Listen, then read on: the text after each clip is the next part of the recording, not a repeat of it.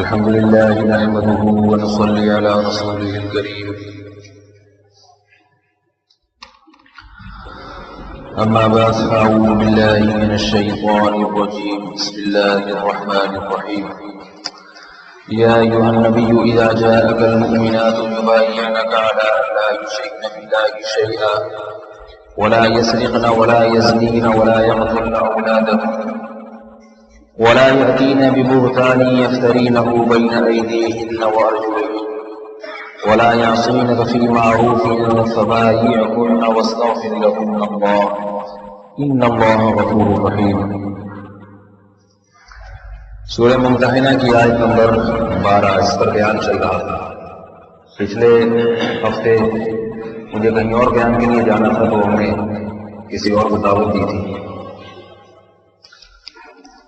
اے نبی، جب آپ کے پاس مومن عورتیں آئیں بیعت کرنے کے لیے اور ان باتوں پر بیعت کریں کہ وہ اللہ کے ساتھ کسی کو شریک نہیں کریں گی، چوری نہیں کریں گی، زنا نہیں کریں گی، ولا یقتلن اولادہن اور اپنی اولاد کو قتل نہیں کریں گی، ولا یأتین ببہتان یفترینہ بین ایدیہن وارجلہن، اپنی طرف سے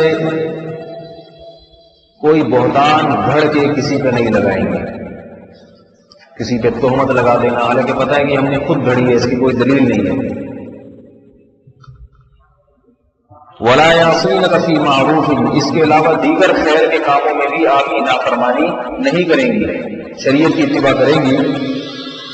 فبایعہن واستغفر لہن اللہ، جب یہ معاہدہ کریں تو آپ ان سے کو بیعت کر لیں اور ان کے لیے اللہ سے استغفار کریں. یہ وہ باتیں ہیں جن پر خواتین سے بیعت لی جائے گی. جیسے میں نے عرض کیا کہ یقیناً یہ خرابیاں خواتین میں مردوں کی نسبت، ان میں بعض خرابیاں ایسے جو مردوں کی نسبت خواتین میں زیادہ ہوتی ہیں. ان میں ولا یسرقن ولا یزنین تک بیان ہو چکا، چوری اور زنا. یہ جو کام کر رہے ہیں ان کو کچھ دیر کے لیے رکوایا جا سکتا ہے یا یہ دروازے بند کر دیں تاکہ شور کی آواز اندر نہ آئے. یہ جو مسجد کے دروازے ہیں یہ بند کر دیے جائیں.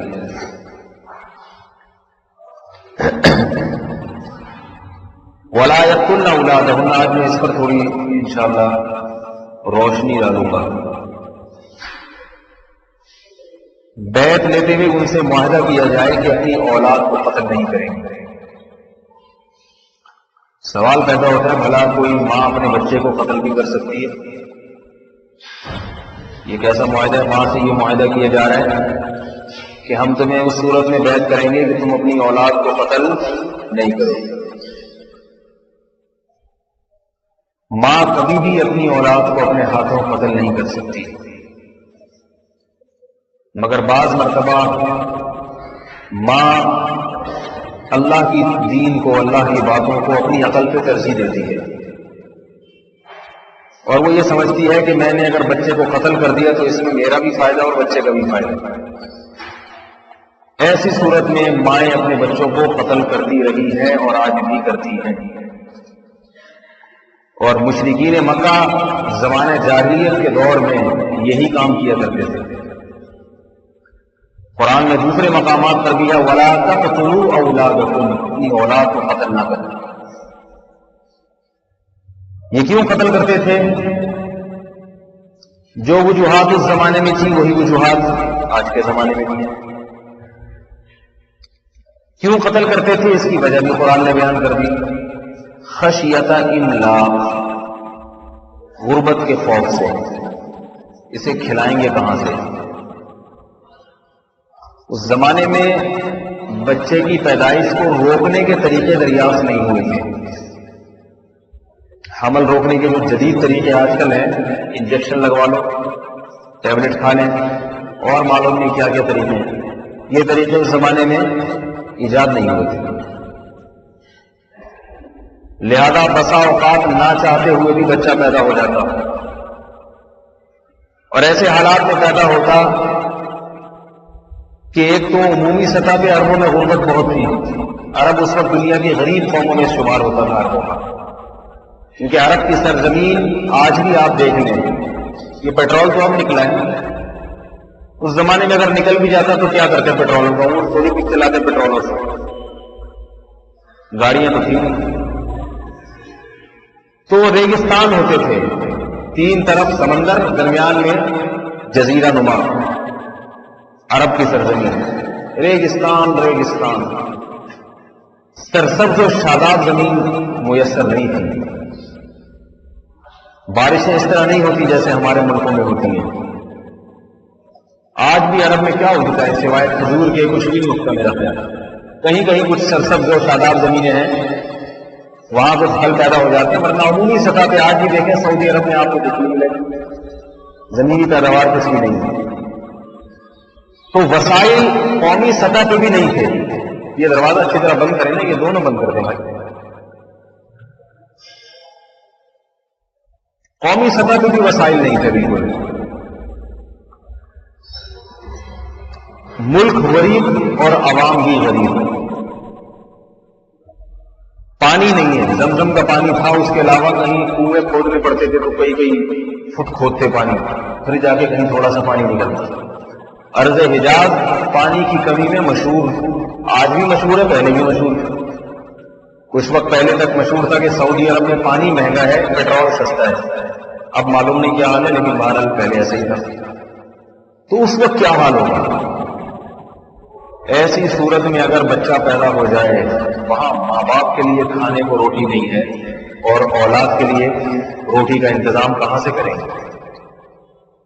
بعض تو بچیوں کو زندہ دفن کرتے تھے، اس کی وجہ تو کچھ اور تھی کہ داماد نہ بنانا پڑے ہمیں کسی کو، وہ غیرت کا غلط استعمال تھا. لیکن بعض بیٹی اور بیٹوں دونوں کو قتل کر دیا کرتے تھے کہ کھلائیں گے کہاں سے. اس بات پہ قرآن مجید نے پابندی لگا. اور اس قتل میں مائیں بھی شریک ہوتی تھی، ماں بھی شریک ہوتی تھی. اس لیے ماؤں سے عہد لیا جا رہا ہے، عورتوں سے عہد لیا جا رہا ہے کہ تمہارے جب اولاد ہوگی تو تم اسے قتل نہیں کرو گی.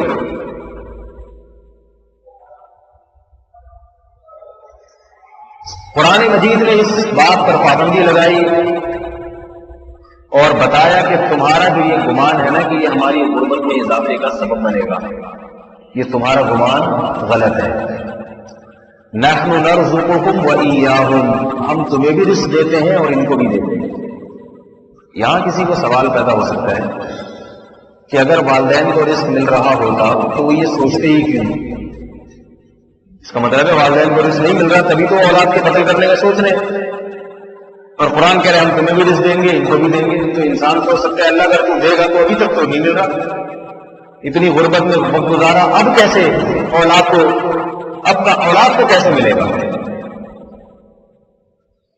یاد رکھیے یہ ایسا احمقانہ سوال ہے،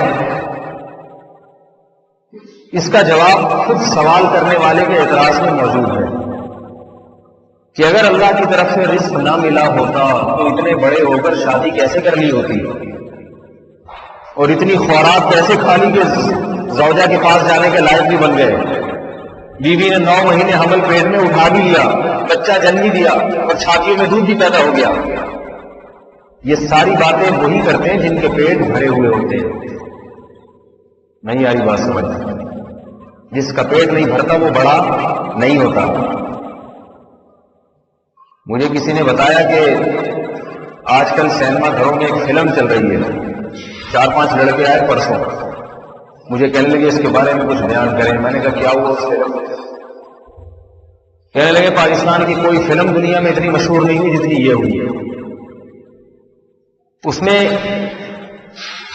دکھایا کہ ایک مولوی صاحب جن کے 14 بچے، سمجھ آئی؟ مولوی صاحب دکھائے بھی مولوی صاحب ہیں، کیونکہ مولوی صاحب اس قسم کی چیزوں کی تعلیم دیتے ہیں، اولاد نہ روکو اللہ ہے کھلانے والا. اور بتانے والے نے بتایا کہ 14 بچوں کے ساتھ گھر میں غربت، ہر وقت گھر میں لڑائی جھگڑے، روٹی پہ جھگڑا، آج روٹی کم پڑ گئی، آج سالن کم پڑ گیا. اور ابا کی آمدن روز بروز کم ہوتی چلی جا رہی ہے، حتیٰ کہ بچے ابا سے کہہ رہے ہیں کہ ابا بس اولاد کو روک دو رہی ہے، اور ابا کہہ رہے ہیں کہ اللہ ہے کھلانے والا۔ اب دیکھیے اللہ کے یعنی کیسا مقابلہ کرایا جا رہا ہے۔ مولوی صاحب توکل پہ چلا رہے ہیں اور بچے حقائق کو دیکھ رہے ہیں، ہے نہیں، مناظرے کروائے ہیں باقاعدہ باپ بیٹی کے درمیان۔ کسی نے بتایا کہ ایسا ڈائلاگ بھی ہے کہ بیٹی اپنے باپ سے کہہ رہی ہے کہ جب کھلا نہیں سکتے تھے تو پیدا کیوں کیا؟ جب کھلا نہیں سکتے تھے، آپ بتاؤ یہ اولادوں کو کیا سکھایا جا رہا ہے اس کے ذریعے سے؟ باپ کے لیے اس سے بڑا کوئی تانا ہو سکتا ہے کہ اس کی اولاد اس سے کہے کہ جب کھلا نہیں سکتے تھے تو پیدا کیوں کیا؟ اللہ اس کے رسول کو بتاتے ہیں کہ باپ کا سب سے بڑا انعام احسان یہ کہ وہ تمہاری پیدائش کا ذریعہ اور سبب بنا ہے، وہ نہ ہوتا تم دنیا میں نہیں آتے۔ اور بیٹی اپنے باپ کو یہ تانا دے رہی ہے کہ تم کھلا نہیں سکتے تھے، تو اس بدبخت سے کوئی پوچھو اس بیٹی سے کہ اگر تیرے باپ نے بدبخت تجھے کھلایا نہیں ہے تو اتنی بڑی کیسے ہو گئی؟ اتنی بڑی کیسے ہو گئی کہ آج باپ کی آنکھوں میں آنکھیں ڈال کے بات کر رہی ہے؟ لیکن انہیں کوئی جواب دینے والا نہیں ہے، یہ خود ہی بناتے ہیں فلمیں، خود ہی اس کو شائع کر دیتے ہیں۔ مولوی بھی ان کا اپنا ریڈی میڈ مولوی ہوتا ہے جس میں لانے فلموں میں میرے جیسے کو لا کے بٹھائے نا اس فلم میں، مجھے بٹھائے کہ آپ مولوی بنے یہاں پہ، آپ کے 14 بچے اور آپ سے آپ کی بیٹی جھگڑ رہی ہے۔ میں اسے کیا جواب دیتا کہ بدبخت اگر تجھے روٹی نہیں ملی ہے تو بتا تو بڑی کیسے ہو گئی، اتنا قد کیسے نکال لیا، اور تو نے آج باپ کی آنکھوں میں آنکھیں ڈال کے بات کرنے کی تجھ میں جرأت کیسے پیدا ہو گئی؟ مجھے اس وقت جب میں نے یہ ملفوظ سنا تو مجھے سورہ یاسین کی آیات یاد آئی ذہن میں۔ اللہ رب العزت فرماتے ہیں، بلکہ سورہ یاسین کے جو آخری رکوع ہے نا اس کا شان نزول، ایک شخص آیا رسول اللہ صلی اللہ علیہ وسلم کے پاس، ایک بدبخت کافر۔ اللہ کے نبی نے فرمایا کہ قرآن نے دعویٰ کیا، اللہ کے نبی نے اس دعوے کو نقل کیا کہ تم قبروں میں جا کے بوسیدہ ہڈیاں ہو کے ختم ہو جاتے ہو، لیکن اللہ ان بوسیدہ ہڈیوں میں قیامت کے دن دوبارہ زندہ کر کے اپنے سامنے کھڑا کرے گا۔ ہے نا ہمارا یہ عقیدہ؟ یہ عقیدہ ہمیں کس نے بتایا؟ یہ فلمیں بنانے والوں نے بتائی، اللہ نے بتایا۔ اللہ نے بتایا کہ ظاہر کو نہ دیکھو کہ تم قبر میں جا کے گل رہے ہو، سڑ کے ختم ہو رہے ہو، تمہیں خدا دوبارہ زندہ پیدا کرے گا۔ ایک کافر آیا نبی علیہ السلام کے پاس قبرستان کی پرانی بوسیدہ ہڈی لے کے، اور اللہ کے رسول صلی اللہ علیہ وسلم سے کہا، آپ یہ کہتے ہیں کہ اللہ مردوں میں جان ڈالے گا، بھلا یہ ہڈی کتنا ہوشیار کافر تھا دیکھیے۔ حالانکہ کوئی نیا مردہ ہوتا ہے نا تازہ تازہ، اس کی لاش بھی دکھائی جا سکتی ہے، لیکن وہ گیا بدبخت پرانے قبرستان سے کوئی بوسیدہ ہڈی جس کو ہر آدمی دیکھ کے گئے کہ یہ تو اگر اللہ نے جان ڈالنی ہوتی تو تھوڑا سا تو اس کو صحیح سالم رکھتا نا اللہ تعالیٰ، بالکل ہی کیڑے کھا رہے ہیں، مٹی کھاتی جا رہی ہے اور اس کو ختم ہونے دے رہے ہیں، اگر اس کو حفاظت کی جاتی۔ ہم نے سالن دوپہر کا بچانا ہوتا ہے رات کو کھانے کے لیے تو فریج میں رکھتے ہیں نا، ایسے کیڑوں کے سامنے گلنے سڑنے کے لیے چھوڑ کے تھوڑی دیتے ہیں، اس کو ہی چھوڑا جاتا ہوں، لیکن اللہ تو ایسے چھوڑ دیتے ہیں میتوں کو گلنے کو، سڑنے کو، خراب ہونے کو۔ تو اس کافر نے کہا اگر اللہ نے جان ڈالنی تھی تو اتنا بوسیدہ کیوں بنایا؟ پرانی ہڈی لے کر آیا اور کہنے لگا اعلیٰ ان ہڈیوں میں کون جان ڈالے گا جبکہ وہ بوسیدہ ہو کے گل سڑ نہیں کرے۔ یہ اعتراض حقیقت میں کس پر تھا؟ محمد صلی اللہ علیہ وسلم پر نہیں تھا، وہ تو اپنے خیال میں نبی پر اعتراض کر رہا تھا، لیکن یہ اعتراض کس پر تھا؟ بنانے والے پر، کیونکہ یہ دعویٰ نبی نے نہیں کیا کہ میں زندہ کروں گا، یہ دعویٰ کس نے کیا ہے؟ خدا نے کیا ہے، اللہ نے کیا ہے۔ اس لیے آپ صلی اللہ علیہ وسلم نے کوئی جواب نہیں دیا، بھائی جس پہ اعتراض کیا وہی جواب دے گا، میرے ذمہ تھوڑی ہے، میرے ذمہ تو صاف صاف پہنچا دینا ہے۔ آپ صلی اللہ علیہ وسلم پر سورہ یاسین کا آخری رکوع نازل ہوا، فرمایا اولم یر الانسان انا خلقناه من نطفة فاذا هو خصیم مبین، کیا یہ انسان جو اعتراض کر رہا ہے یہ دیکھتا نہیں کہ ہم نے اس کو پانی کے ناپاک قطرے سے بنایا ہے؟ پانی کے ناپاک قطرے سے جو کپڑوں پہ لگ جائے تو نماز نہیں ہوتی، جسم سے نکل جائے تو غسل کیے بغیر کوئی عبادت قبول نہیں ہوتی۔ کیا اس پانی کے قطرے میں آنکھ، ناک، کان، دل، دماغ، جگر موجود تھے؟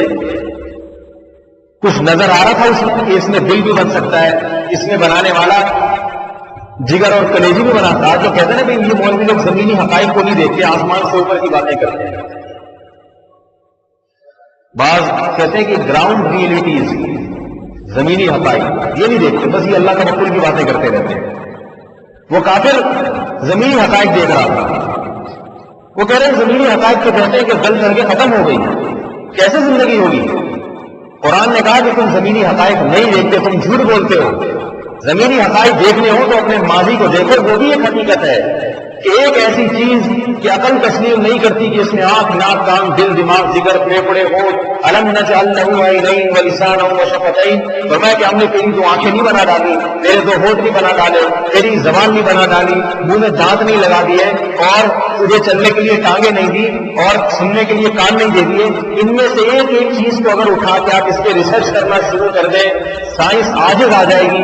ابھی تک انسانی جسم کے اعضاء کی تحقیق مکمل نہیں ہوئی ہے. ایک سائنسدان جو کان کا اسپیشلسٹ تھا، اس نے اس پہ غور کرنا شروع کیا کہ یہ کان سنتا کیسے ہے. اس پہ وہ تحقیق کرتا رہا. جب اس نے دیکھا کہ سننے کا نظام اتنا پیچیدہ بنایا ہے، اس کے منہ سے بلا اختیار نکل گیا کہ جو بنانے والا ہے وہ کیسا سننے والا اور کیسا جاننے والا ہوگا. بلا اختیار سیکھ اٹھا وہ، حالانکہ مسلمان نہیں تھا. اس نے کہا اتنی پیچیدہ چیز کان کی شکل میں بنا کے اس نے لگا دی تو بنانے والا کیسا ہوگا. تو میرے بھائی یہ بھی زمینی حقائق ہیں جو ہم خدا کی قدرت اور طاقت اپنی آنکھوں سے دیکھ رہے ہیں. اللہ نے فرمایا کہ یہ اعتراض کر رہا ہے بنانے والے پر کہ یہ کیسے بنائے گا. اولم یر الانسان، کیا یہ دیکھتا نہیں ہے انا خلقناہ من نطفۃ، ہم نے اسے ناپاک قطرے سے بنایا. اور کیسا بنایا؟ فَإِذَا هُوَ خَصِيمٌ مُبِينٌ، آج یہ پانی کا قطرہ جوان ہو کے جھگڑ رہا ہے، بحث مباحثہ کر رہا ہے. اس میں اتنی صلاحیت ڈال دی. یہ اس کا بحث مباحثہ کرنا بنانے والے کی طاقت اور قوت کی دلیل ہے. خود اس کے اس اعتراض میں اس سوال کا جواب موجود ہے. اس کے اس اعتراض میں سے اعتراض کا جواب موجود ہے کہ آج یہ اعتراض کر رہا ہے تو دیکھے کہ کون ہے جس نے اس میں یہ اعتراض کی اور زبان میں یہ فساد و بلاغت کی طاقت پیدا کی. جس نے یہ کیا خود سے پیدا ہو گئی ہے؟ فرمایا اور ایسا اعتراض کر رہا ہے. بنایا کس چیز سے اور اعتراض کیسے کر رہا ہے؟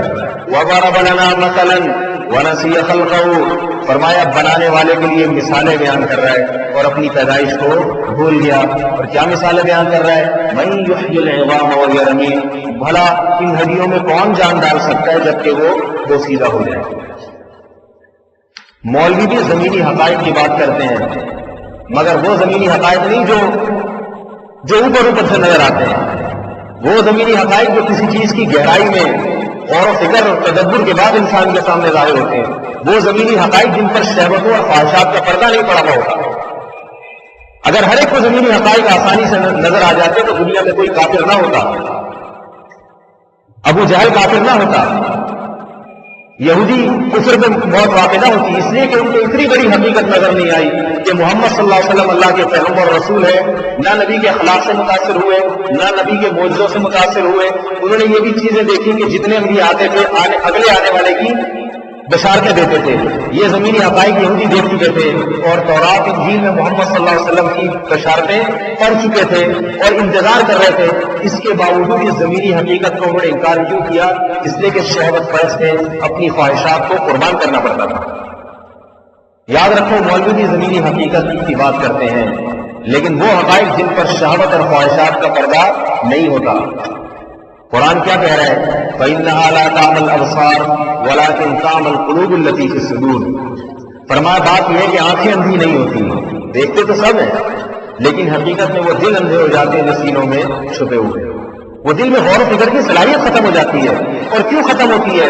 خواہشات کی وجہ سے. غور و فکر کریں گے تو خواہشات کو قربان کرنا پڑے گا.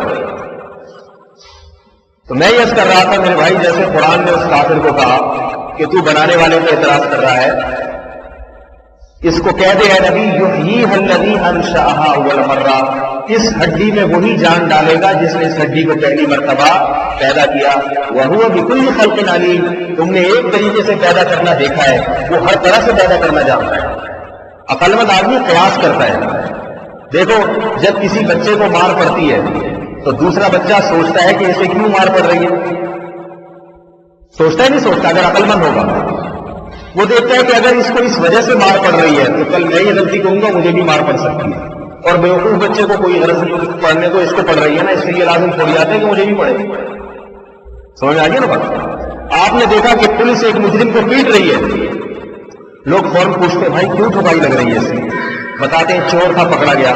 تو ہر آدمی قیاس کر کے کیا کہتا ہے کہ اگر میں نے چوری کی تو میری بھی ٹھکائی ہو سکتی ہے. لیکن احمق اور بیوقوف کہے گا اس کی ٹھکائی ہوئی ہے، دنیا میں اس کے علاوہ کسی کی نہیں ہو سکتی. تو احمق اور بیوقوف اللہ کی قدرت کا استدلال نہیں کرتا. وہ کہتا ہے اگر اللہ نے مجھے پانی کے قطرے سے بنا دیا تو بس اللہ اسی طرح بنا سکتا ہے، اس کے علاوہ کسی اور طرح نہیں بنا سکتا. لیکن حقیقت پسند آدمی کیا کہے گا، بھائی جو اس طرح سے بنا سکتا ہے وہ دوسرے طریقوں سے بھی بنا سکتا ہے. جس میں اتنے عجیب طریقے سے بنانے کی طاقت اور قدرت ہو تو دوسرے طریقوں سے بنانے کی طاقت اور قدرت بھی ہوگی اس میں. فرمایا قل الذی انشأها اول مرہ، ان سے کہہ دو کہ اس میں وہی جان ڈالے گا جس نے اس کو پہلی مرتبہ بنایا. وہو بکل خلق علیم، اور وہ ہر طرح سے پیدا کرنا جانتا ہے. میں یس کر رہا تھا جس نے مجھے بتایا نا کہ بیٹی نے باپ کو کہا کہ جب کھلا نہیں سکتے تھے تو پیدا کیوں کیا، تو باپ عقل مند ہوتا تو جواب میں کیا کہتا کہ بیٹی اگر تو نے کھایا نہیں ہے تو تیری زبان اتنا چل کیسے رہی؟ بھوکے کی زبان چلتی ہے؟ بتاؤ بھائی، بھوکے میں تو بولنے کی طاقت ہی نہیں ہوتی، اتنا بڑا تھوڑی ہو جاتا ہے بھوکا.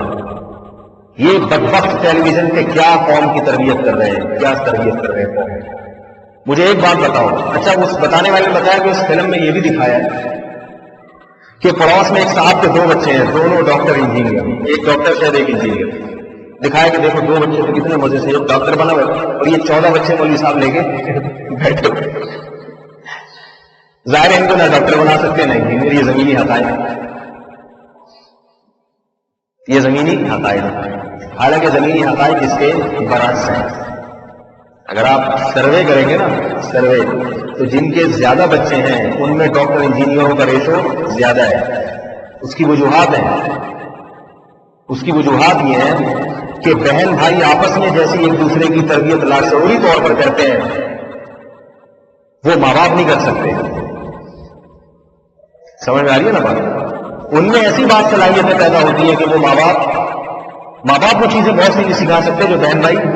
اور ایک بات یہ بھی رکھیں کہ 14 بچے اکٹھے نہیں پیدا ہو جاتے. جب بھی کہتے ہیں 14 بچے، ایک تو خیال آتے ہیں پیٹ کیسے 14 ہوں گے، اتنے سے نہیں ہوتے. جب 14واں بچہ پیدا ہوتا ہے تو پہلا خود شادی کے قابل ہو چکا ہوتا ہے، بڑا ہو چکا ہوتا ہے. وہ اپنے والدین کے ساتھ ان چھوٹے بھائیوں میں دوسرے بھائیوں کے ساتھ ہاتھ بٹا رہا ہوتا ہے.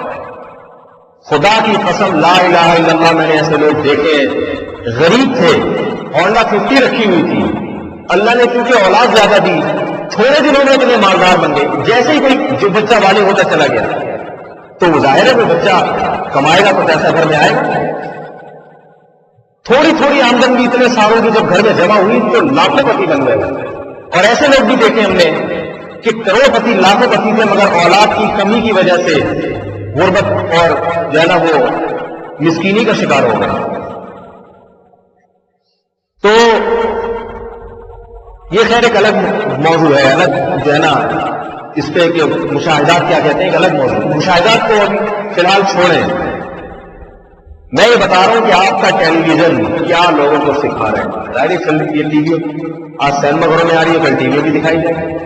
اور جو بچیاں ٹی وی میں یہ چیز دیکھیں گی، غریب گھرانے کی بچیاں، تو مجھے بتاؤ اپنے ماں باپ کی ان کے دل میں عزت پیدا ہوگی یا نفرت پیدا ہوگی؟ ہمیشہ سے بزرگان دین بچوں کو قناعت سکھاتے آئے ہیں کہ باپ اگر سوکھی روٹی کا ایک ٹکڑا بھی کھلا رہا ہے اس پہ اسے اللہ کا شکر ادا کرو، یہی ہے کھلا رہے ہیں. ہمیشہ سے بیویوں کو قناعت سکھائی جاتی تھی کہ تمہارا شوہر جو کچھ کھلا رہا ہے اسے خوشی سے کھاؤ، اس لیے کہ شکر کی نعمت جس کو ملی ہے تو خدا کی قسم یہ شکر کی نعمت دولت کی نعمت سے کئی گنا بڑی ہے. موسیٰ علیہ السلام غریب تھے اور قارون کیا تھا، کروڑ پتی تھا، مگر کامیاب کون ہوا بتاؤ بھائی؟ اس لیے کہ اللہ کے شکر گزار بندے تھے اور قارون اللہ کا ناشکرہ بندہ تھا. دولت کو معیار بنایا جا رہا ہے، کامیابی دولت کو معیار. ایک بات تو یہ کہ وہ پڑوس میں انہوں نے دیکھا 2 بچے ڈاکٹر ہے کہ نہیں. دوسری بات یہ میں ایک سوال پوچھتا ہوں کہ اگر پڑوس میں جس آدمی کے 2 بچے ہوئے، ایک بیٹے کے بجائے اس کی 2 بیٹیاں ہو جاتی پھر کیا ہوگا؟ صحیح ہے نا؟ پھر وہ بیٹے کی لالچ میں ایک اور بچہ پیدا کرتا. اگر پھر بیٹی ہو جاتی، پھر بیٹے کی لالچ میں ایک اور، پھر بیٹی ہو جاتی، پھر بیٹے کی لالچ میں ایک اور، ممکن ہے 8-10 بیٹیاں ہو جاتی اس کے، بیٹا کوئی نہ ہوتا۔ اور اس کے پڑوس میں اگر کسی کے بیٹا ہو جاتا تو 1-2 بچوں کے بعد نسل کو روک دیتا، جیسے کہ آج کل ہو رہا ہے۔ اب مجھے بتاؤ اس منصوبے پر عمل کرنے کے نتیجے میں لڑکیوں اور لڑکوں کی گروتھ ریشو میں فرق کتنا پیدا ہو جائے گا؟ یہ ٹیکنیکل باتیں میرے خیال سمجھ میں نہیں آئی۔ لوگ کہتے ہیں نا مولوی اوٹ پٹانگ باتیں کرتے ہیں، اوٹ پٹانگ نہیں، خدا کی قسم یہ زمینی حقائق بتا رہے ہیں آپ کے سامنے۔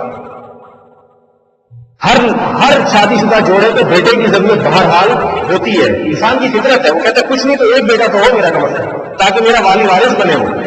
بیٹوں کی چاہت پیغمبروں نے کی ہے، پیغمبروں نے دعائیں مانگی ہیں بیٹوں کے لیے کہ ہمارا کوئی والی وارث ہو۔ میں یہ نہیں کہہ رہا بیٹیاں پالنا ثواب نہیں ہے، بیٹیوں پہ جنت کی بشارتیں ہیں، لیکن انسان کی فطرت ہے، وہ کہتے ہیں زیادہ نہیں کم سے کم ایک بہرحال ہونا چاہیے تاکہ میرا بیٹا جانشین بنتا ہے۔ بیٹیاں تو کسی اور کی امانت ہوتی ہے۔ حضرت مریم نے اللہ سے بیٹا مانگا کہ مجھے بیٹا ملے گا، میں مسجد اقصی کی خدمت کے لیے وقف کر دوں گی۔ جب بیٹی ہوئی تو حیران ہو گئی، اے اللہ یہ تو بیٹی ہوئی، اسے کیسے وقف کروں گی میں؟ وَلَيْسَ الذَّكَرُ كَالْأُنثَىٰ، لڑکا تو لڑکی کی طرح نہیں ہوتا۔ وہ الگ بات ہے، اللہ نے حضرت مریم میں برکت رکھ دی، مگر برکت بھی ایسے رکھی کہ حضرت مریم کو پھر بیٹا دیا، حضرت عیسیٰ علیہ السلام۔ تو اس بیٹی میں بھی اللہ نے ایسے برکت رکھی کہ اس کو کیا دیا؟ بعد میں پیغمبر کی شکل میں بیٹا دیا۔ تو میرے بھائی بیٹے کی خواہش تو ہر انسان کی فطرت ہے۔ اب جن کو اس خاندانی منصوبہ بندی اور یہ فلم دیکھ کے یہ جذبہ پیدا ہو گیا کہ یار 14 بچے نہیں ہونے چاہیے، ٹھیک ہے، جن کے دل میں یہ جذبہ پیدا ہو گیا، جیسے کہ سب کے دل میں پہلے سے ہے اور مزید ایسی فلمیں دیکھ کے بھڑک جائے گا، نتیجہ کیا نکلے گا؟ ان میں جس کے بیٹا پیدا ہو گیا وہ تو نسل روک دیں گے اور بیٹیاں زیادہ پیدا ہونے نہیں دیں گے، نہ بیٹیاں پیدا ہونے دیں گے نہ، کیونکہ ان کا نظریہ ہے کہ 2-3 بچوں کے بعد مزید جتنے ہوں گے نا وہ ہماری غربت کو بڑھائیں گے، ہمارا کھائیں گے، کم بخت ہمیں بھی بھوکا ماریں گے۔ اپنی اولاد کے بارے میں جس بدبخت کا یہ نظریہ ہو کہ وہ میرا کھا کے مجھے کمزور کر دے گی، وہ آدمی انسان کہلانے کے قابل بھی ہے یا نہیں؟ خدا کی قسم ایسی حرص اور ایسی بخل اور کنجوسی جانوروں میں بھی نہیں ہوتی۔ ہم نے خود جانوروں کو دیکھا ہے، بلی کی کتنی گوشت کی عاشق ہوتی ہے، کتنی عاشق ہوتی ہے، کتنے بچے دینے کے بعد اگر آپ اس کے پاس گوشت ڈالیں گے، اس کا کوئی بچہ آ جائے بلی اس کے لیے گوشت چھوڑ دیتی ہے۔ کوئی ان کہتی ہے یہ منحوس پیدا ہوگی، میری بھی بوٹیاں کھا رہے ہیں، یہ نہیں سوچتی، کوئی بات نہیں کہتی اگر یہ کھلائے میں ان کو دے دوں گی، اللہ مجھے اور دے دے گا۔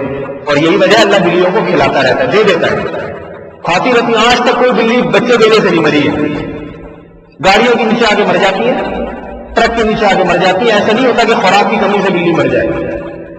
میں ایک دفعہ ہمارے گھر میں کے قریب میں برآمدہ تھا تو اس میں بلی نے بچے دیے ہوئے، میں اپنا آنکھوں دیکھا واقعہ سناؤں آپ کو۔ مجھے خیال آیا کہ بلی سارا دن تو ان بچوں کے پاس پڑی رہتی ہے، بلوں سے بچانے کے لیے بلّا آتا ہے نا، بلی کے بچوں کو کھا جاتا ہے ہر وقت، اور غراتی کیسے دے گا؟ بلی آپ کتنی پال کے رکھیں، کتنی محبت سے، جب بچے دے دے گی نا اس کے بعد پھر تھوڑا سا آپ نے فری ہونے کی کوشش کی، کھینچ کے ٹماٹر مارا، اتنی دیکھتی کہ یہ مفتی صاحب ہے یا مولوی صاحب ہے، محلے کے امام ہے یا میرا مالک ہے، کیا ہے، ایسا بلی غرائی۔ یہ کیوں غراتی ہے؟ اسے اپنے بچوں کی محبت کہ میرے بچوں کو کوئی ایسا ہو، مولوی صاحب اپنے احسانات اور اپنے تقوی اور اپنی جناب مرتبے کی وجہ سے کہ میرے کسی بچے کو اٹھا کے نہ لے جائے، وہ نہ کسی کو کچھ نہیں مانتی، ایسا غصہ دیکھا ہے نا بلیوں نے اپنے اولاد کی محبت میں، اس کی تربیت میں۔ مجھے خیال آیا کہ سارا دن تو یہ ادھر پڑی رہتی ہے، یہ کھاتی کہاں سے ہے؟ یہ اگر یہاں سے کھانے کے لیے جائے گی تو بلا آ جائے گا، 2-4 بچے غائب کر دیتے، ہر وقت بیچاری اس کی گھر میں اتنی ٹینشن میں ملنے ایک آدھ بچے کھائی جاتا ہے، کتنی ٹینشن میں، اس کو روزی کیسے ملتی ہے؟ میرے ذہن میں ایک سوال آیا، پھر جواب بھی اس کا آیا کہ بھائی اتنی بلیاں ہیں، بچے پیدا ہوئے ہیں، مل ہی جاتی ہے، لیکن عقل یہ بات مانتی ملتی کیسے؟ اللہ کی قدرت میں اپنے گھر میں اپنے رشتے داروں کی دعوت کر رہا تھا، عید آنے والی تھی، تو میں گیا بازار سے بکرے کا گوشت، مجھے یاد نہیں ابھی، اچھا خاصا میں بکرے کا گوشت خرید کے لایا، بہن بھائیوں کی دعوت کرنے کا پروگرام تھا، چھیچڑے ویچڑے صاف کروا کے نا بہترین گوشت دعوت میں جیسے انسان کھلاتا ہے، اور گوشت بھی بکرے گا۔ موٹر سائیکل پر گیا، گوشت تھیلی لٹکی ہوئی وہیں جہاں بلی کا برآمدہ ہوا، میں نے بائک خریدی اور تھیلی باہر ہی بھول لی، اٹھ کے گھر آ گیا، مجھے یہی بھول گیا کہ میں گیا کس کام سے، آیا گھر میں ٹہل رہے ہیں، چائے وائے پی رہے ہیں، آدھے گھنٹے بعد مجھے یاد آیا میں تو گوشت لے کر آیا، این بلی کے سامنے وہ تھیلی لٹکا کے گیا ہوں، بھولے سے، ٹھیک ہے.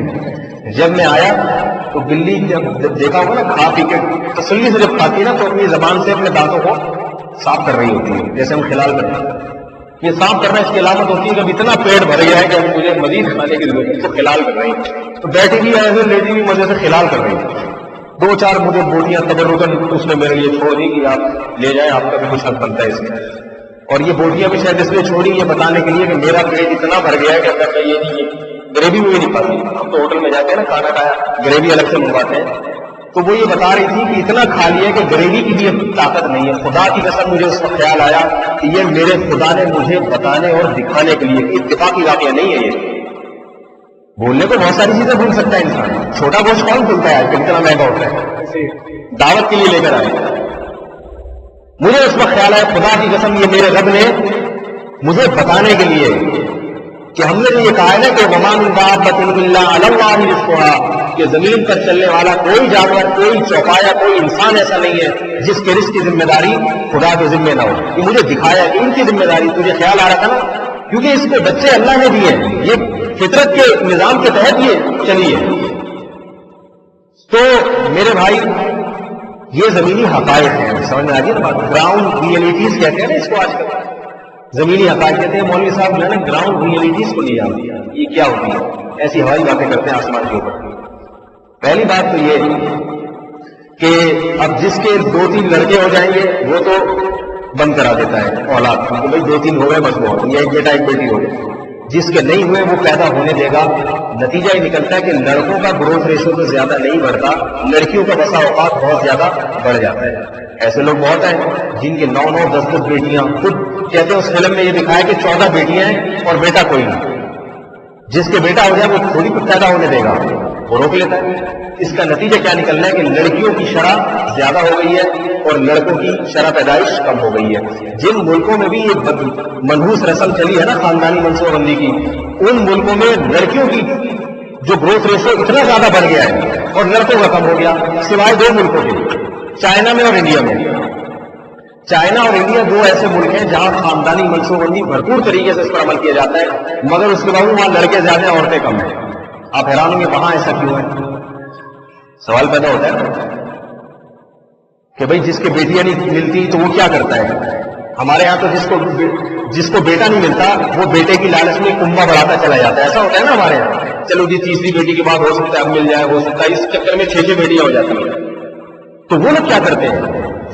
وہ بہت آسان حل ہے، وہ اپنی اولاد کو قتل کرتے ہیں ماں کے رحم میں، جس سے قرآن نے منع کی ہے. یہ جو آیات ابھی میں پڑھتا ہوں، وَلَا تَقْتُلُوا أَوْلَادَكُمْ خَشْيَةَ إِمْلَاقٍ، اولاد کو جیسے پیدا ہونے کے بعد قتل نہ کرنا حرام ہے، ماں کے پیٹ میں قتل کرنا بھی بالکل اسی طرح سے حرام ہے. وہ لوگ قتل کر دیتے ہیں، لیکن یہ قتل اتنے مہذب طریقے سے ہوتا ہے کہ ان دونوں ملکوں کی اقوام پر قتل کا دھبا بھی نہیں لگتا. دیکھو بچہ پیدا ہونے کے بعد اب چھری سے مار دیں گے، زہر پلا دیں گے، ساری دنیا کہیں گی مار دیا. اور اگر بچہ ماں کے پیٹ میں ہو، اس میں جان پڑ چکی ہو، اس کے بھی وہی حقوق ہے جو باہر جو دنیا میں آنے والے بچے کے ہوتے ہیں، اس کو بھی مارنا حرام ہے، اس کو بھی دیت لازم ہے. شریعت میں اجازت نہیں ہے کہ ایک بچے میں جان پڑ گئی ماں اس کو مار دے، اس میں زندگی ہے. بچہ باقاعدہ حرکت کرتا ہے ماں کے بطن میں، اور میں نے خود سائنسدانوں کی تحقیق پڑھی، ماں کے پیٹ سے بچہ باہر کے ماحول کی آوازیں سن کے سیکھنا شروع کر دیتا ہے. سائنسدان نے باقاعدہ تحقیق کی ہے اور اس پہ ایک مضمون آیا، اس کا میں نے خود پڑھا کہ بچہ مادری زبان بہت اچھی سیکھتا ہے. اس کی وجہ یہ کہ جب سے اس میں روح پڑی ہوتی ہے وہ اپنی ماں کو بولتا دیکھتا ہے، دیکھنے سے مراد یعنی اس کو علم ہوتا ہے، اسی وقت سے وہ چیزیں پک کرنا شروع کر دیتا ہے ماں کے بدن میں، ماں کے پیٹ میں. تو میرے بھائی اس کو مارنا بھی قتل ہے. چائنا اور انڈیا میں کیا ہوتا ہے کہ بچیاں جب الٹرا ساؤنڈ کرواتے ہیں دیکھتے ہیں کہ اگر بیٹا ہے آنے دو، پیدا ہونے دو، اگر بیٹی ہے جان سے مار دو اس کو. اور اتنے بھیانک طریقے، کیونکہ اس میں جان پڑ چکی ہوتی ہے، اتنے بھیانک طریقے سے اس کو مارا جاتا ہے کہ جان کسی سے زندگی چھین لینا آسان کام نہیں ہے. بعض نے بتایا باقاعدہ ماں کے رحم میں برچھا داخل کر کے اس بچی کے سر پہ مارا جاتا ہے. ایسے ایسے طریقوں سے یہاں وہ آیت یاد آتی ہے ہمیں قرآن مجید کی، وَإِذَا الْمَوْءُودَةُ سُئِلَتْ بِأَيِّ ذَنبٍ قُتِلَتْ، فرمایا جس دن زندہ دفن کی ہوئی بچی سے خدا خود پوچھے گا بتا تجھے کس جرم میں قتل کیا گیا، اور اللہ اس کا انتقام لے گا۔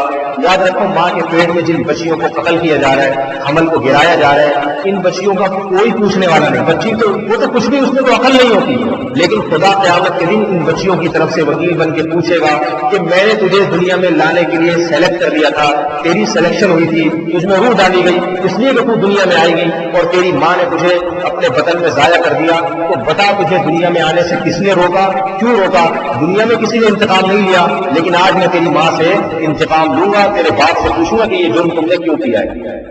یاد رکھو جن بے ایمانوں کا آخرت پر ایمان نہیں ہے وہ ایسی بدبخت حرکتیں کرتے رہیں گے اور ایسی فلمیں بناتے رہیں گے، دکھا رہے فلمیں دنیا کو، بڑے خوش ہو رہے ہیں، لیکن جس کا ایمان ہے کہ مجھے خدا کے سامنے جواب دینا ہے، بتاؤ وہ ایسا جرم کر سکتا ہے کیا؟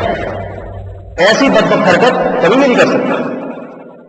تو میرے بھائی آپ اپنے گھروں سے اس ٹی وی کے زہر کو نکالیں، ایسی چیزیں اگر آپ ٹیلی ویژن پہ دیکھیں گے تو کبھی توقع نہ رکھیں کہ آپ کی اولاد آپ کی فرما بردار بنے گی، اور یاد رکھو جب خدا غربت دینے پر آئے تو دو بچوں میں بھی غربت دیتا ہے، ایسے لوگ نہیں ہے کہ ایک ہی بچہ لیکن غریب، بلکہ میں تو ایسے لوگوں کو جانتا ہوں کہ سرے سے اولاد ہوئی نہیں پھر بھی غریب ہے، کھانے کو روٹی نہیں، حالانکہ اولاد سرے سے چاہ رہے ہیں کہ اولاد ہو جائے مر نہیں ہوئی، اور ایسے لوگ ہیں 8-8 10-10 بچے۔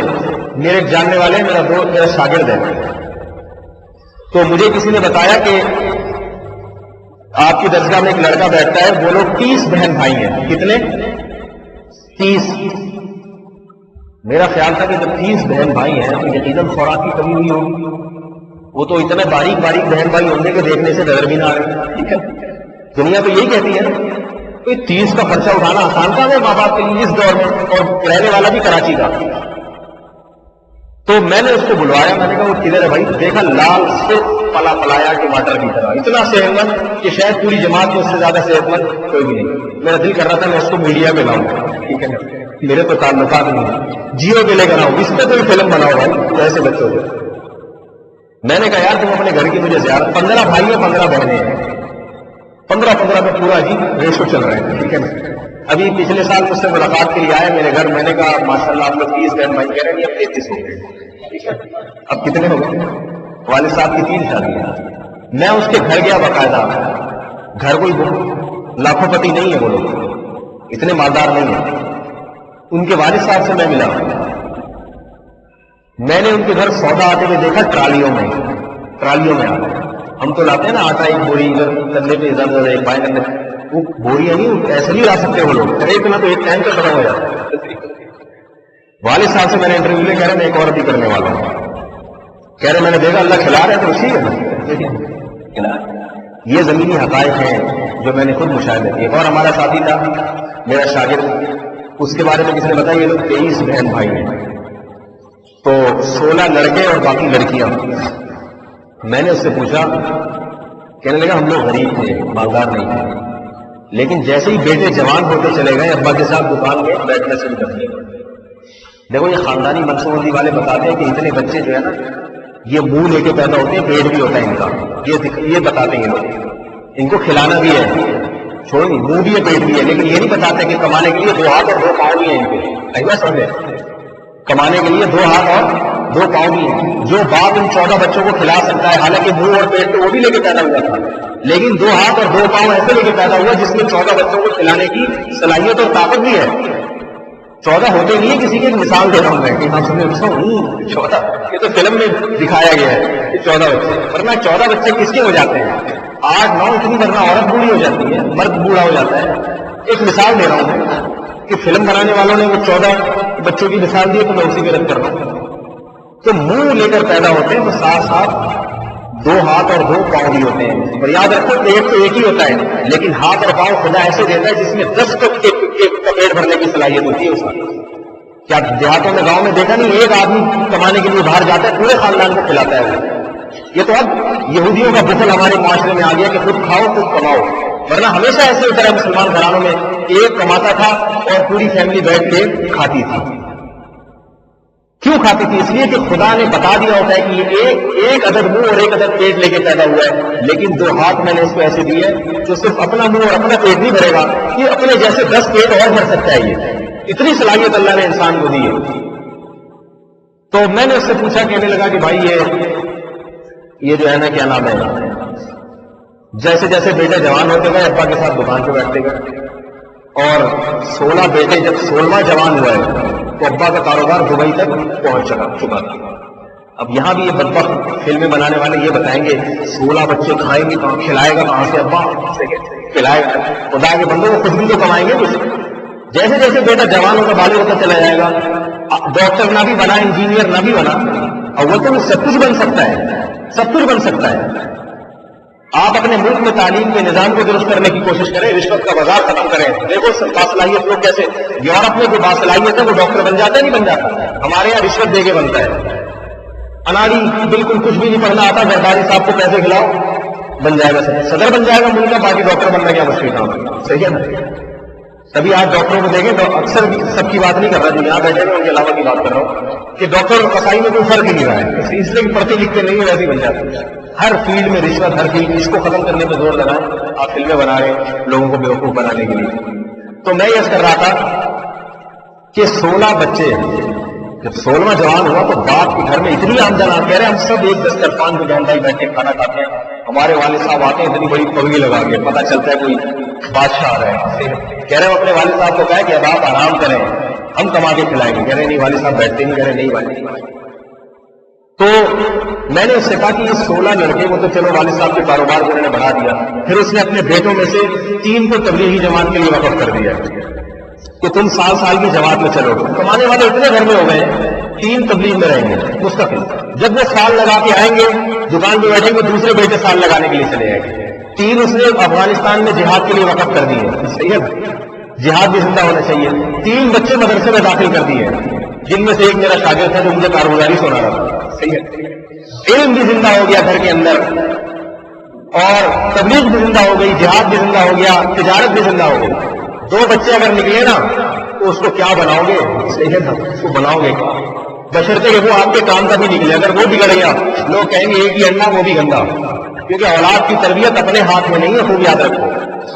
آپ اگر اپنے بچے کو ڈاکٹر بنانا چاہتے ہیں تو یہ نہ سمجھے کہ وہ بن بھی جائے گا، چاہتا تو ہر آدمی ہے اپنے بچے کو صدر بنائے، لیکن یہ چہرہ صرف زیادہ ہی صاحب کو حاصل ہوا ہے۔ ہر بچہ چاہتا ہے میرا بچہ جو ہے نا بریگیڈیئر کرنل بن جائے، لیکن بن جاتے ہیں کیا؟ ہم سے بچپن میں کوئی پوچھنا نہ پڑے اور کیا بن گئے؟ پائلٹ۔ خواہش تو ہے کیوں، لیکن اللہ کا شکر ہے پائلٹ سے اچھی چیزیں بنا دی اللہ نے۔ خواہش تو میرے بھائی ہر ایک کی پتہ نہیں کیا کیا ہوتی ہے، لیکن بنتا نہیں ہے، ہر ایک ایسا نہیں بنتا۔ انسان کا بچہ بھی بن جائے نا، یہ بھی غنیمت ہے اس زمانے میں، انسان کا بچہ بن جائے گا۔ ماں باپ پریشان ہے، ایک بچہ اتنی دعائیں منتیں مان کے اللہ ہوا تھا، وہ بھی جو ہے پکڑائی میں نہیں آتا۔ تو یہ، اور اگر اس کے بہن بھائی زیادہ ہوں گے اس کی ذمہ داریاں ہوں گی، اس کی ذمہ داری ہوگی۔ اس کو پتہ ہے میری بہنیں ہیں، ان کی شادی کی ذمہ داریاں میرے سر پر ہے۔ میں خدا کی قسم ایسے آوارہ لڑکوں کو جانتا ہوں کہ جب ان کی بہنیں بالغ ہوئی لوگوں نے تانے دینا شروع کر دیے، یار تمہاری گھر میں جوان بہنیں بیٹھی ہوئی ہیں، تم سٹے لگاتے پھرتے ہو، تم چت پیتے پھرتے ہو۔ ان تانوں کی وجہ سے ان کو خیال ہوا کہ یار ان بہنوں کے لیے مجھے کچھ کرنا پڑے گا، اور وہ صحیح بن گئے۔ اگر وہ بہنیں نہ ہوتی سٹا ہی لگاتا رہتا، بیٹھ کے چرسی پیتا رہتا، اکیلے آدمی کو کوئی فکر نہیں ہوتی، وہ انسان بننے کی کوشش نہیں کرتا۔ ڈاکٹر ذاکر نائک سے کسی نے سوال کیا، 2 ہی بچے، تو اس نے کہا اللہ کا شکر ہے 2 بچے اچھے نہیں، میں تو اپنے والد کا 5واں ہوں، دیکھیے نا 5واں بچہ جو ہے نا ایسے کام کر رہا ہے دنیا میں، دین کے کام کر رہا ہے۔ قرآن کہہ رہے ہیں لا تدرون ایھم اقرب لکم نفعا، یہ تمہاری اولاد، تمہیں نہیں پتا کہ تمہارے زیادہ نفع بخش ان میں سے کون سی اولاد بنے گی، ہمیں نہیں پتا ہوتا کہ پہلے نمبر والا بنے گا یا 14ویں نمبر والا بنے گا۔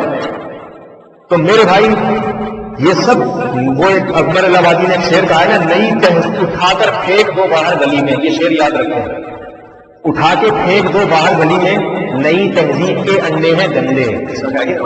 یہ نئی تہذیب ہے جو ہمارے فیملی سسٹم کو برباد کر رہی ہے۔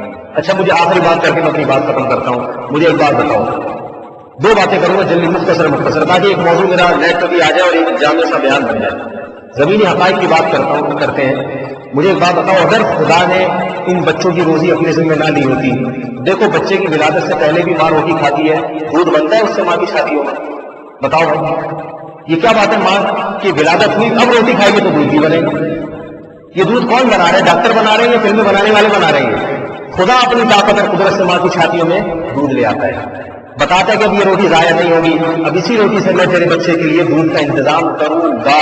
جو اندھا ہوتا ہے نا عقل سے، وہ یہ کہتے ہیں کہ بس خدا دودھ ہی پلا سکتا ہے، بچوں کی اسکول کی فیسوں کا انتظام نہیں کر سکتا، کنوینس کا انتظام نہیں کر سکتا، تعلیم کا انتظام نہیں کر سکتا، رہائش کا انتظام نہیں کر سکتا، بس خدا میں اتنی ہی طاقت ہے کہ دودھ پلا سکتا ہے، روٹی سے دودھ بنا دیا۔ لیکن جو عقل مند ہوتے ہیں وہ کہتے ہیں جب بچے کو دودھ کی ضرورت تھی خدا نے دودھ پیدا کر دیا، لہٰذا جب بچے کو تعلیم کے لیے پیسوں کی ضرورت ہوگی خدا تعلیم کے لیے پیسوں کا انتظام اس اولاد کے لیے کرے گا۔ جب بچے کو علاج کے لیے پیسوں کی ضرورت ہوگی، جس خدا نے روٹی سے دودھ پیدا کر دیا وہ خدا یقیناً اس کے علاج کے پیسے کرے گا۔ اور اگر خدا نہیں کر رہا علاج کے پیسے، خدا فیسوں کے پیسے نہیں بھر رہا، اس میں یقیناً کوئی حکمت ہوگی، اس لیے کہ وہ طاقتور بھی ہے، قدرت والا بھی ہے، یقیناً کوئی حکمت اور مصلحت ہے کہ مجھے وہ آزمائش میں ڈالنا چاہتا ہے۔ میرے بھائی یہ عقل کے اندھے لوگ ہیں، شہرت پرست لوگ ہیں، یہ ان لوگوں کو اگر حکومت دے دی جائے نا کہ فلمیں اس طرح کی بنا رہے ہیں، یہ تو وہ لوگ ہیں، وہ بدبخت لوگ ہیں جو معاشرے میں زنا کو رائج کرنا چاہتے ہیں۔ ان کے یہاں تو نکاح اور پاکدامنی، اس میں برقعوں کا بڑا مذاق اڑایا ہے، اس فلم میں برقعے کا مذاق اڑایا تاکہ عورت کو بتائے کہ آزاد ہو جاؤ، اپنے حقوق کا مطالبہ کرو۔ جا کے دیکھو نا یورپ میں عورت اپنے حقوق کا کیا مطالبہ، کیا بدبخت زندگی گزر رہی ہے یورپ میں۔ جو عورتیں ہیں نا جو چند وزیر اعظم بن گئی وہ تو بڑی زبردست نظر آتی ہیں، باقی عام حالات جو انگریز عورتوں کے ہیں وہ ذرا جا کے کسی سے پوچھو، وہاں عورت کو نہ کوئی بیٹی بنانے کے لیے تیار، نہ اسے ماں کی محبت ملتی ہے، نہ بہن کی محبت ملتی ہے، اور نہ بیوی کی محبت ملتی ہے، کچھ بھی نہیں ملتا۔ یہ برقع اتارنے کا نتیجہ ہے۔ شریعت میں ایک عجیب حدیث پڑھ کے حیران ہوا، رسول اللہ صلی اللہ علیہ وسلم نے عورتوں کو حکم دیا، صحیح حدیث ہے، کہ اپنے شوہر کے سامنے کسی عورت کے حسن و جمال کو بیان نہ کریں، یہ صحیح حدیث ہے۔ اللہ کے نبی نے عورت کو حکم دیا کہ اپنے شوہر کے سامنے کسی عورت کے حسن و جمال کو بیان نہ کریں، کیوں؟ تاکہ ایسا نہ ہو کہ وہ مرد کے دل میں اپنی بیوی کی قدر کم ہو جائے اور اس کی دل میں اس عورت نامحرم عورت کی طرف میلان بڑھ جائے، زنا میں بھی پڑ سکتا ہے، فتنے میں بھی پڑ سکتا ہے۔ اس کا نقصان کس کو ہوگا؟ اس کی بیوی کو ہوگا۔ اب مجھے ایک بات بتاؤ، یہ وہ دور تھا جس وقت عورتیں بے پردہ نہیں گھومتی تھی، برقعے میں رہتی تھی، مرد کو دیکھنے کے لیے کوئی عورت ملتی نہیں تھی سوائے اپنی بیوی اور بہنوں کے ساتھ۔ اب اگر کوئی عورت اس کے سامنے کسی دوسری عورت کے حسن و جمال کو بیان کرے گی تو اس کا نقصان کس کو ہوگا؟ اس کی بیوی کو۔ اب پردہ عورتوں نے اتار دیا۔ اب اگر کوئی عورت مرد کے سامنے کہنا فلانی اتنی اچھی ہو جائے گی، اتنی اچھی نہ صبح سے لے کے رات تک اس سے 10 گنا اچھی ہو تو دیکھ کے آ رہا ہوں، صحیح ہے نا، بغیر برقعے کے۔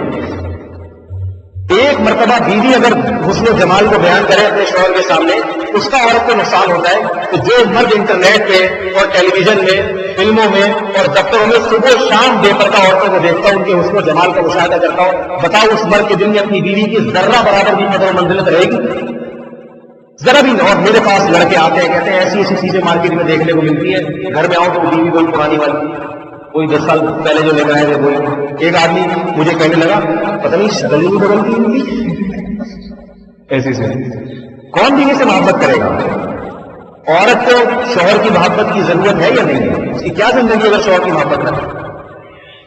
یہ کہہ رہی ہے برقعے اتارو، آزاد زندگی گزارو، تو آزاد زندگی گزارو گے تو خدا کی قسم عورت قید والی زندگی گزارے گی، اسے کسی کی محبت نہیں ملے گی، اسے صرف شہوت پرستی والے ایسے مرد ملیں گے جو شہوت پوری کرے، اس سے شہوت پوری کرے۔ آج کسی نے میسج بھیجا عجیب و غریب، پہلے تو اقوال ذرری ہوتے تھے نا، آپ موبائل میں زیادہ مصروف کر تو تاکہ اب ذرری آ رہے ہیں نا، وہ اس صدی کے حساب سے ٹیکنیکل قسم کے آ رہے ہیں۔ آج کسی نے میسج بھیجا آپ موبائل میں زیادہ مشغول نہ رہیں، ایسا نہ ہو کہ قریب سے کوئی لڑکی گزرے آپ کو پتہ ہی نہ چلے۔ یہ بتائیں، اتنے موبائل ایس ایم ایس میں مشغول رہیں گے تو یہ آپ کا موقع حاصل ہے۔ یہ ایس ایم ایس، اور یہ تو کسی نے مزاحیہ بنایا، لیکن حقیقت آج کل ایسی ہے۔ مرد لڑکے کی نظر میں سوائے لڑکیوں سے دوستی اور کوئی شادی بند کرنے کے لیے تیار نہیں ہوتا۔ اگر شادی کے لیے تیار ہوتا تو آج لڑکیوں کی اتنے مسائل تھوڑی ہوتے ہیں، سب لڑکیوں کی بڑے آرام سے شادی ہو رہی ہوتی۔ شادی نہیں کرے گا کیونکہ اس کو پتا ہے بازار میں رنگ برنگی اتنی بے پردہ مجھے زنا کے لیے مل جائیں گی، شادی کی ٹینشن کون لے گا بھائی اپنے سر میں؟ تو خدا کے لیے یہ شعر یاد رکھو، اٹھا کر پھینک دو باہر گلی میں، نئی تہذیب کے انڈے ہیں، بولو بھائی گندے۔ صحیح ہے نا؟ یہ جو فلمیں آ رہی ہیں نا سینما گھروں میں دکھایا جا رہا ہے مولوی صاحب کے چوروں بچوں اور پریشان، یہ نئی تہذیب کے گندے انڈے ہیں جو ہمارے معاشرے میں ایسی فلمیں بنانے والے دے رہے ہیں۔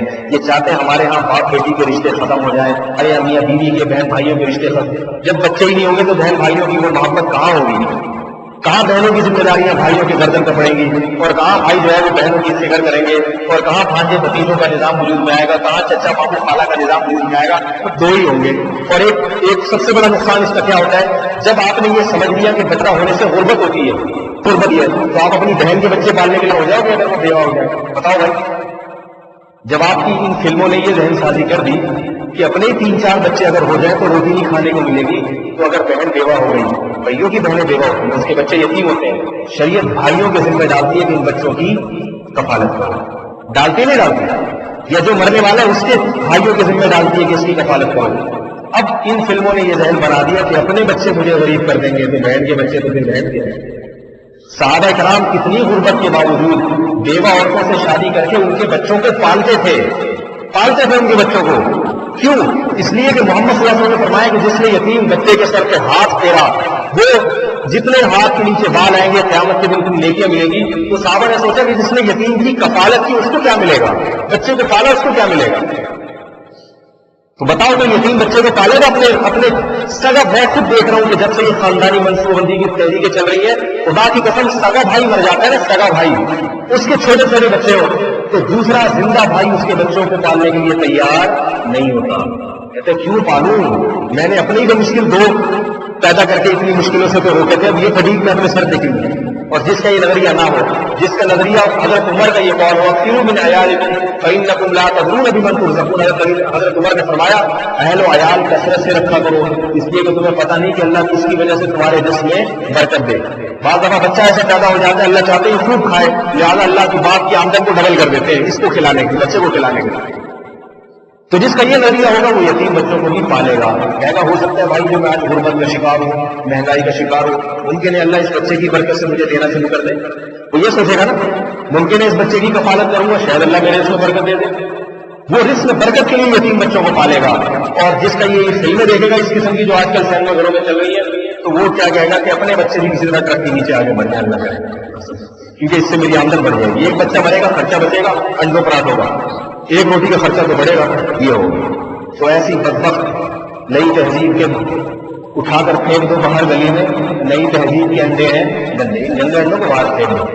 اللہ تعالیٰ ہمیں ایسی بدبختی اور ایسی جو ہے نا سوچ سے ہماری بات فرمائیے. اللہ یقتلن اولادہن میں یہ بھی داخل ہے کہ اپنے پیٹ میں پیدا ہونے والے بچے کو بھی قتل نہ کرے. اور یہ یقین رکھے کہ جس خدا نے اس بچے کی میرے پیٹ میں تخلیق کی ہے، قرآن کہہ رہا ہے کہ ظلمات ثلاث، 3 اندھیروں میں تخلیق کرتا ہے، وہی خدا ہے جو اس کے رزق کا بندوبست بھی کرے گا. ہاں یہ ضروری ہے کہ باپ کمانے کی کوشش بھی کرے. اگر کوئی پوسٹی قسم کا چرسی موالی باپ ہے، صحیح ہے نا، پڑا ہوا ہے، اس کو روزی نہیں مل رہی تو اس کا قصور نہیں ہے، اللہ کا قصور ہے. اپنی اعتدال سے محنت کرو، اللہ رزق کے دروازے کھولے گا. اللہ تعالیٰ سمجھنے کی عمل کرنے کی توفیق عطا فرمائے. سبحانک اللہم و بحمدک، نشہد ان لا الہ الا انت، نستغفرک و نتوب الیک.